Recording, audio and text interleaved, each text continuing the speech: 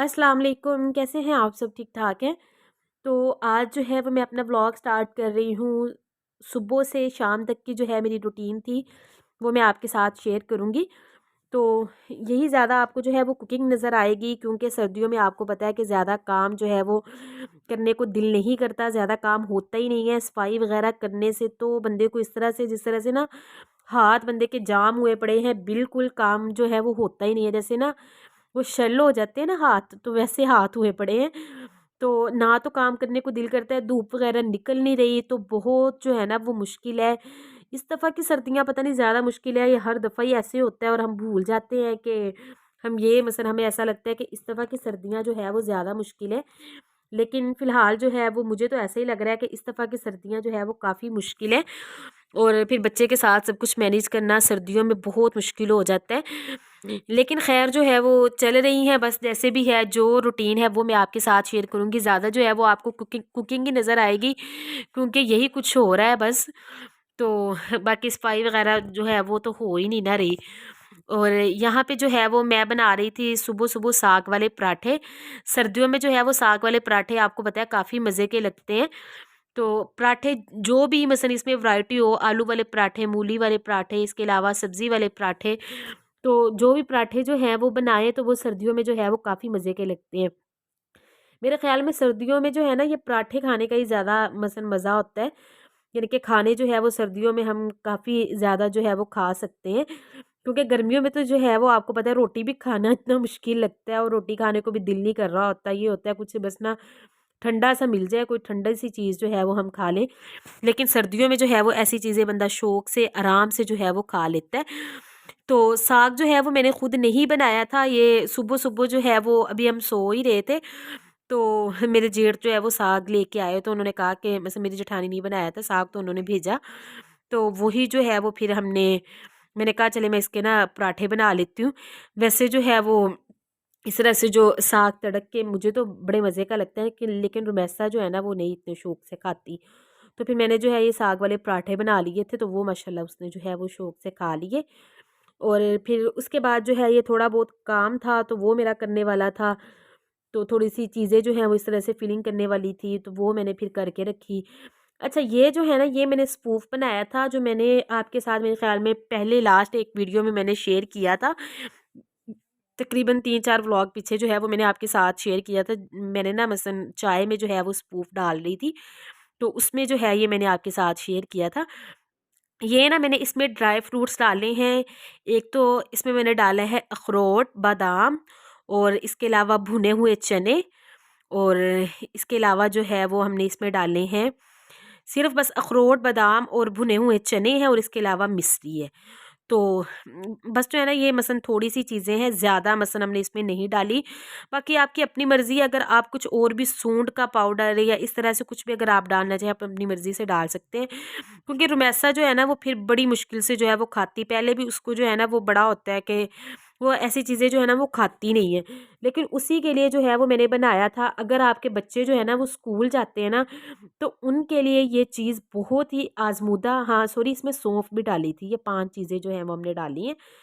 तो अगर आपके बच्चे जो है ना वो स्कूल जाते हैं ना, तो वैसे भी अगर आपके बच्चे पढ़ते हैं, तो ये पढ़ने वाले बच्चों के लिए या जो माँओं के लिए भी ये बड़ी ही आज़मूदा चीज़ है, बहुत अच्छी चीज़ है।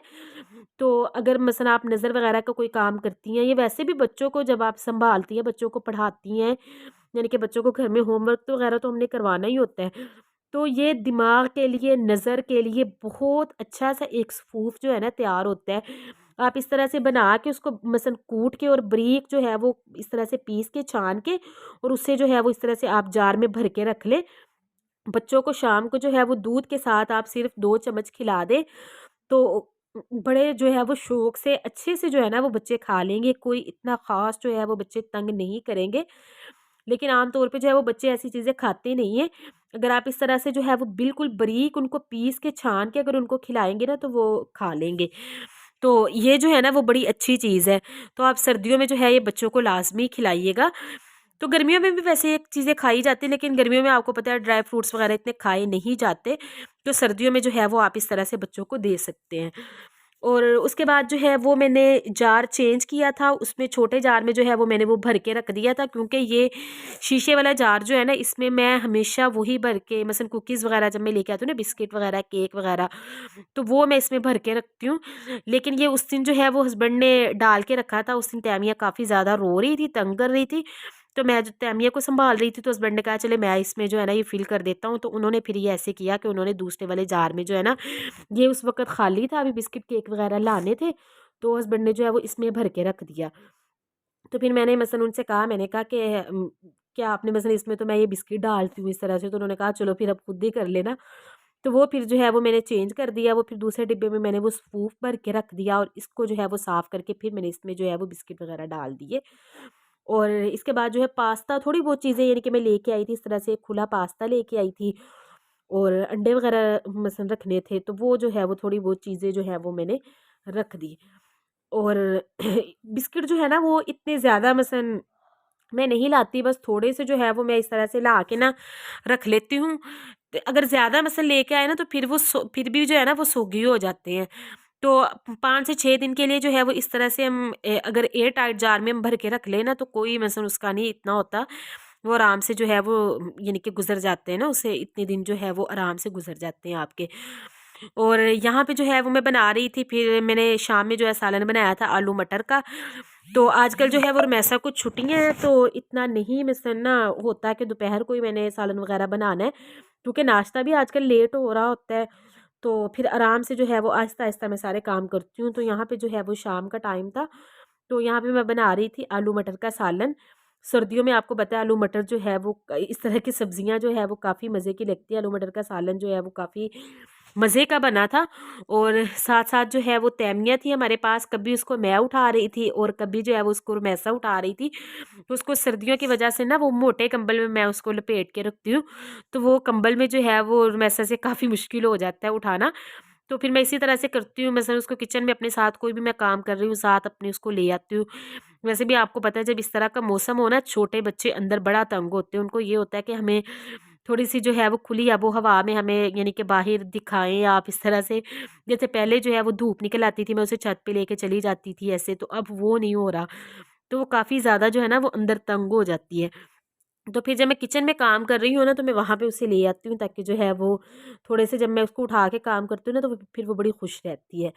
तो बस यहाँ पे जो है वो हमारा आलू मटर का सालन तैयार हो गया था। एंड पे जो है ये एक ना मैं आपको कहूँगी, ये बचपन से हम करते हैं इसी तरह से कि ना आलू जो है वो सालन बनाने के बाद जो है थोड़े से आप आलू इस तरह से फोड़ दें, तो उससे जो है वो आपका थोड़ा-सा ये शोरबा भी गाढ़ा हो जाएगा, और ना बड़ा मसलन ना ये मज़े का लगता है ना जब मोटे-मोटे चंक्स ऐसे मुँह में आते हैं। यही तक की थी आज की वीडियो, मिलूँगी नेक्स्ट वीडियो में। अल्लाह हाफ़िज़।